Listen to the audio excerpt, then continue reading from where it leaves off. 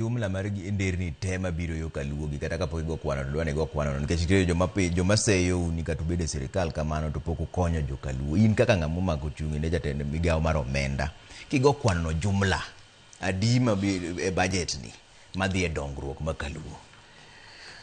Trevor, ng'ama wacho ni bedo wa sirkal ok konyo oganda Luo aidha ok owuotho e piny Luo or oonge gi any information or en ng'ama dwa go siasa. Iwinjo gik ma akoni gi Trevor king'iyo gik ma nderni masiagi gi nderni mwadhi launch te e dwene gi dwe mar auchiel. Nderni ma Homa Bay, a lot of them are going on to moko be nitie. Nderni ma Migori nitie mar going on sani to magi bende watimore nani wa launch sani and moko contractors osedhi e site and people can see them. It is true ni nitie contractor got kujowi Nyakotati road. It is true ni nitie contractor Stella Gogo road in Migori.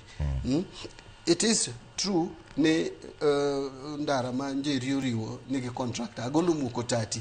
Already as we speak today that the 17.5 kilometers, or as we speak today 3.2 kilometers, Lamu Seketi almost in 3.2 kilometers in 3 months. The contractor went to site in February and we are in May, and already the black surface was Seketi in 3.2 kilometers. And you can see the way the work is going on. Nderni manyucho chungte are ongoing. Ajisi ni Kisumu ndara Musubedoka is a big problem. Mambuleo Muoroni. It is a big road, a major one. They access Kisumu. Narano Nuchu, Sane Narano is work is ongoing, and you can see the kind of money we have put for it. 1.4 billion. Okay. Who would have done that?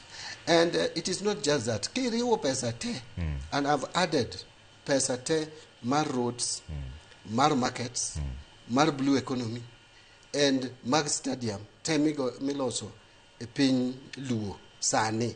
Within this years, Kiriwo, the contract value, mark projects go there over 200 billion shillings. 200 billion. 200 billion shillings. Okay. Each county is on average about 50 billion. Another thing, King this budget, Mawango Igani, Tingio health sector. Tingio pesa, my national government spend the health sector. Line Moronica and Ramogi Dinga teaching and referral hostel. This hostel, Nen Elwet County. Nyaka adonje cabinet. Masa mwadonje cabinet ni ema yudo ka cabinet paper moro leo treasury. Mane recommend ni Sirkal ni osiptandi ni obede national government leo. Remember ni Professor Nyong'o could only manage to allocate about 400 million to run the hospital the whole year. Sani last year Nyong'o waketo ne 3.1 billion. Kecha national government. Sani waketo 3.931 4 billion. To run the hospital. A supplementary budget, monyo uchurumoni. Waketo 500 million mane dhitie ko cancer center monyo osebedo cost all. Idhi tieke ge 500 million mondo jowa me turwa kanyo. Oyud kaka nyalo dhi thiedhore Jaramogi Oginga Odinga. And therefore, you know, sometimes some people just say jowa ge pok waneno dongruok. And